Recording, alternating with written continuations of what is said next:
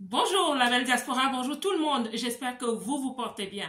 Aujourd'hui, nous allons parler de comment réussir comme une afro-descendante. Pourquoi cette déclinaison? Pourquoi comme une afro-descendante?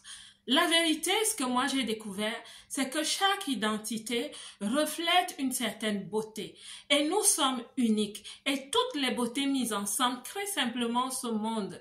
Et quand chaque beauté, chaque identité réussit, nous apportons quelque chose à la chaîne humaine qui est puissant. Donc cette vidéo est vraiment pour toute personne qui aime l'humanité en général et surtout pour les femmes afrodescendantes qui vivent dans la diaspora. Restez jusqu'au bout de cette vidéo parce que je vais vous parler du secret derrière tout ce que je vais vous dire. Chaque type humain a une mémoire inconsciente qui influence sa capacité et sa façon de réussir. La preuve, aujourd'hui, quand je venais faire cette vidéo, il fait un peu froid, c'est vrai qu'il y a du chauffage, mais j'ai voulu prendre une écharpe. J'ai d'abord pris une certaine écharpe, celle-ci, j'ai voulu la mettre autour de mon cou. J'aime beaucoup cette écharpe. Et je l'ai regardée, je suis rentrée la remettre. Et je tiens à vous le dire, c'est comme une coïncidence, mais ça m'aide à vraiment étayer ce que je suis en train de dire. Je suis allée la remettre et j'ai pris celle-ci. Pourquoi est-ce que je l'ai fait? Ce sont les biais inconscients. C'est ma mémoire inconsciente qui m'a rappelé certaines choses. En tant qu'afrodescendante, à mon arrivée dans la diaspora, j'ai parfois été recadrée. Recadrée pour qui j'étais. J'ai été rappelée de certaines choses, de façon verbale ou non verbale.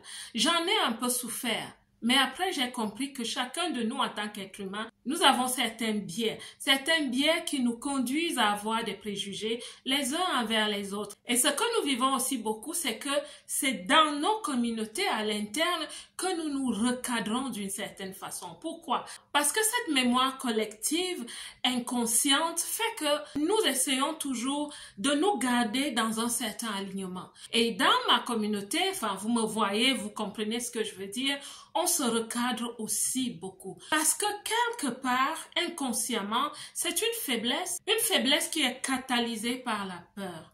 On essaye de se recadrer. Et ça fonctionne parfois comme si on était dans un panier à crabes. Pour qui se prend-elle? Pourquoi utilise-t-elle ce châle? Elle souhaite se montrer, elle souhaite démontrer quelque chose. Et à force de se comporter ainsi, elle attire sur elle de la jalousie. Elle sera rejetée par tout le monde. Le recadrage collectif qui est très inconscient, basé sur la peur. Et je ne parlerai pas du recadrage lié aux préjugés extérieur sur nous. Donc, réussir comme une afro-descendante n'est pas mauvais à rappeler. On peut parler de réussir comme une caucasienne, réussir comme une femme asiatique. Et je ne pense pas que cela est discriminatoire, parce qu'il y a un état d'esprit collectif dans les communautés, par civilisation, par peuple. Nous devons pouvoir en parler. Et c'est pourquoi aujourd'hui je vais parler d'une icône, une personne que nous connaissons, je pense, presque tous, Madame Oprah Winfrey. Nous allons l'utiliser comme muse pour parler d'une afro-descendante qui réussit. Oprah Winfrey est une source d'inspiration. Je vais surtout m'attarder sur son cas en parlant de son état d'esprit. Parce que son état d'esprit l'a aidé à se hisser à un niveau imprédictible. Comme plusieurs d'entre nous, elle est ressortissante d'une famille très modeste. Mais cela n'a rien empêché pour elle. Elle est devenue une personne hautement estimée dans ce monde. Née d'une maman célibataire, elle a été élevée par sa grand-mère. Elle finit par devenir une philanthrope, icône de la télévision, l'une des personnes les plus riches dans ce monde. Dans cette vidéo, je vais vous donner 5 points de son état d'esprit qui l'ont vraiment aidé à se hisser où elle se trouve aujourd'hui. La première chose dont Oprah Winfrey parle beaucoup, c'est l'existence d'un être supérieur. Elle l'appelle souvent Dieu. Parfois, elle parle de l'univers, mais je vais utiliser le mot Dieu. Oprah Winfrey parle de Dieu. Elle avait très vite compris qu'il y a une force plus élevée et que si nous nous connectons à cette force, tout est possible. Elle parle de la foi. Elle conseille aussi de rechercher la vérité et même d'être vrai envers soi-même. Quelle que soit cette vérité que nous trouvons en nous-mêmes par le biais de la réflexion, on commencera à être accompli. Elle conseille aussi d'écouter la voix de Dieu. Et elle aime bien parler de cette parabole que quand Dieu te parle, quand Dieu t'attire, si tu n'entends pas la première fois, il va te caresser un peu. La deuxième fois, il va te donner une petite gifle. Après, il pourra même se trouver qu'une branche d'arbre tombe sur toi jusqu'à ce que tu comprennes le message. Parce que nous sommes appelés et nous avons besoin de comprendre ce message afin de commencer à courir vers notre mission sur la terre. La deuxième chose dont elle parle aussi est qu'il est très important d'avoir une vision. Elle parle énormément d'être intentionnelle. Déjà très jeune, elle devint consciente que les difficultés du quotidien de la vie chez sa grand-mère n'étaient pas normales et elle ne souhaitait pas vivre ainsi.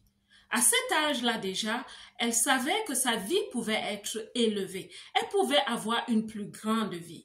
Prendre donc la décision de réussir signifiait pour elle de choisir ses combats. C'est une personne qui a eu affaire à beaucoup de compétitions, mais elle a un état d'esprit par rapport à cela qui nous aide à savoir gérer les priorités.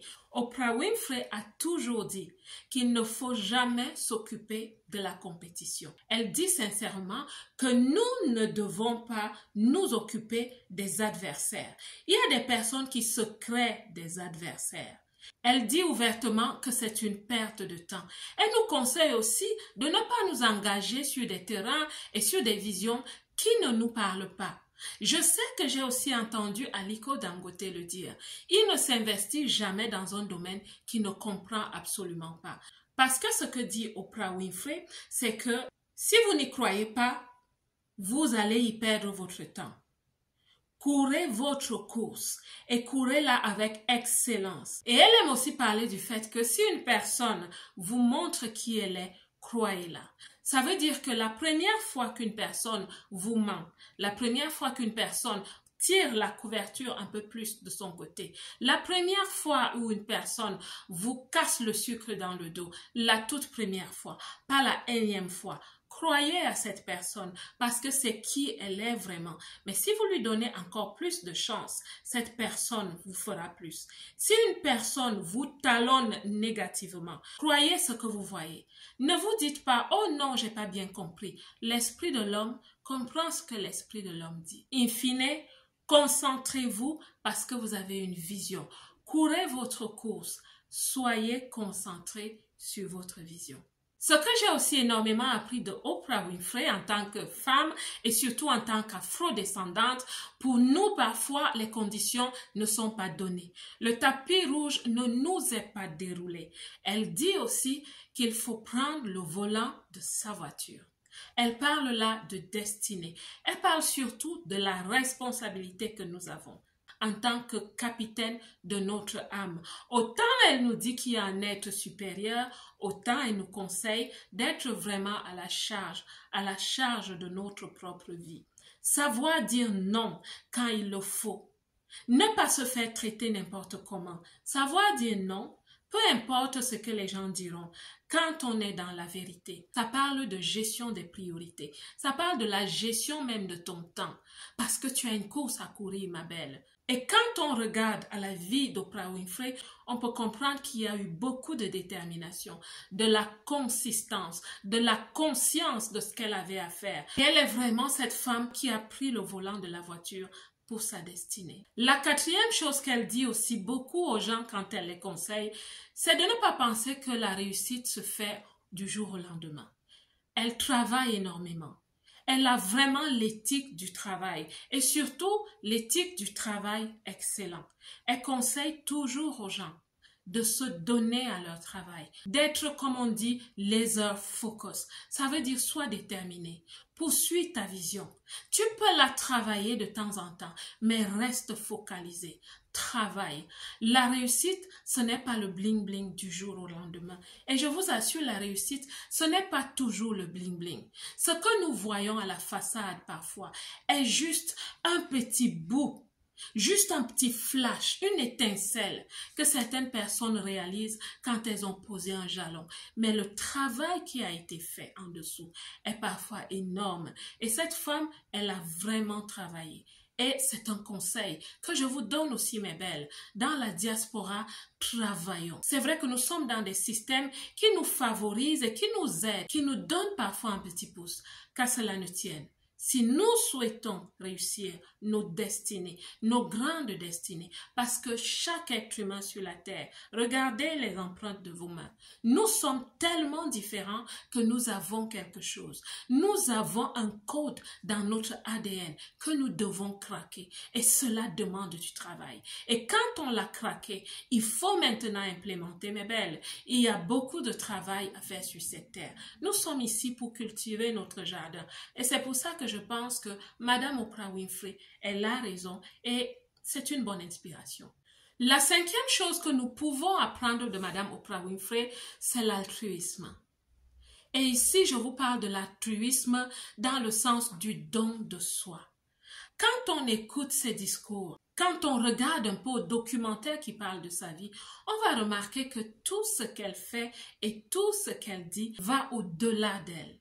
Elle parle de Dieu et elle est au service des autres. Tout ce qu'elle a fait et tout ce qui a propulsé sa réussite est basé sur le service des autres.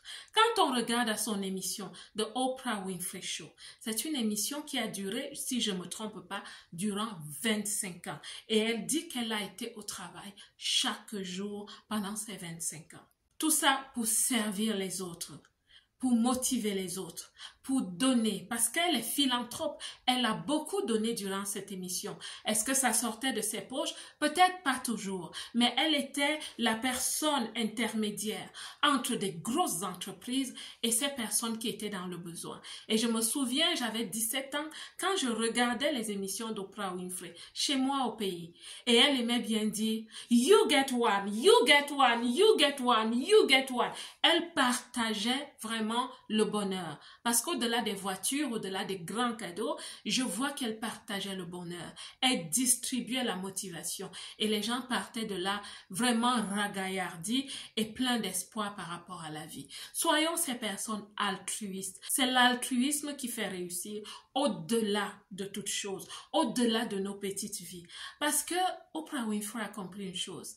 Quand tu travailles pour que ton verre soit plein, à un moment donné, il va déborder. Ce qui est dans le verre est pour toi. Oui, tu as le droit de te réjouir du fruit de ton travail.